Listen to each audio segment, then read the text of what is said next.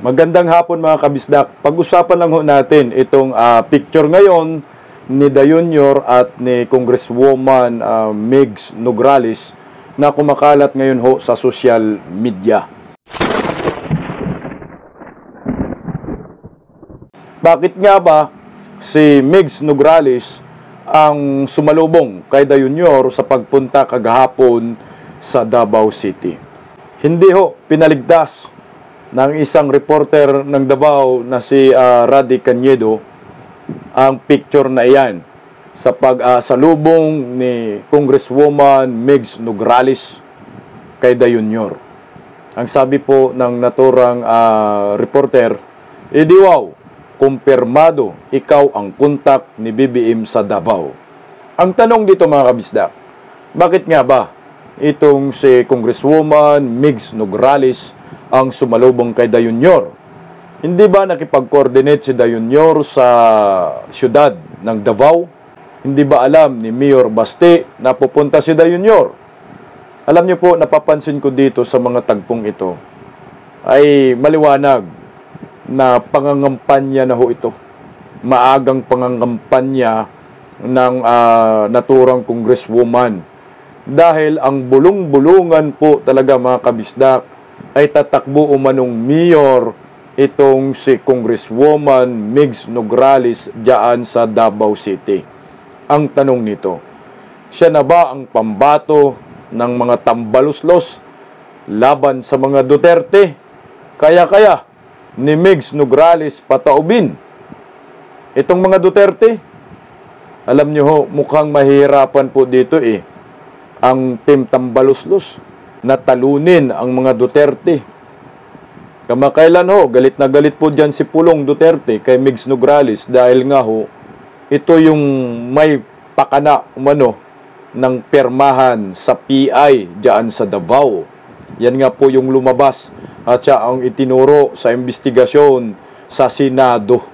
Sa bagay no, galit si Pulong kay Migs Nograles, tapos si Basti galit kay Da Junior. Pinagre-resign nga ito ni Basti si Da Junior sa pagka-presidente. Naisip siguro ng mga bataan ni Da Junior na, oy tika, si Pulong galit kay Migs, tapos si Basti galit kay Da Junior. Naisip siguro nila, pag ang mga Duterte ang kontakin, galit sa kanila. Kaya ito, ang kinuntak na lango nila si Migs Nograles. Na galit naman din ang mga Duterte dito. So nagtagpo, nagkita, nagkasundo ang dalawang personalidad, Migs Nograles at si Da Junior, na magkita dahil parehong galit ang mga Duterte sa kanila. Sa nakikita ko dito mga kabisdak, itong mga tagpong ito ay mukhang ang pambato ni Da Junior diyan sa Davao City ngayong paparating na eleksyon 2025 ay si Nograles na. Itong PBE party list na ito. Kasi, yung mga pag-iikot ni Da Junior dyan sa Davao, hindi naman kasama si Basti. At ayaw naman talaga ni Basti kasama rin itong si Da Junior. Kaya siguro, naisip nila, ito na nga ho, pambato natin, si Nograles na lang. At suportahan natin ito ng todo. Ang tanong dyan, papayag kaya ang mga taga Davao na papalitan ang mga Duterte sa siyudad ng Davao? Mahihirapan ho itong team tambaluslos na talunin nila ang mga Duterte. Nandyan na nakaugat na itong mga Duterte, hindi na kayang matalo ito. Kahit siguro ang tanungin natin itong mga taga Davao, maniwala ho kayo, kahit sinong mga politiko ang babangga diyan sa mga Duterte sa Davao, hindi talaga mananalo, pustahan ho tayo. Landslide ho talaga yan.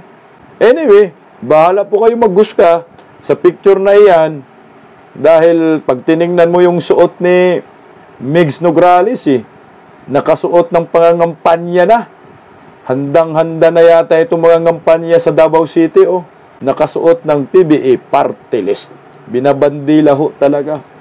Bahala na lang po ang mga taga Davao maghusga sa picture na iyan.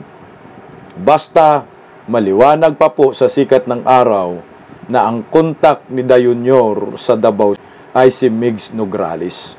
Baka ho siguro iniiwasan talaga ng Marcos admin si Mayor Baste. Kaya ang tinagpo nila ay si Migs Nograles na lang.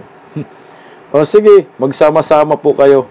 Tingnan ho natin kung kaya po ninyong tibagin ang mga Duterte diyan sa Davao City.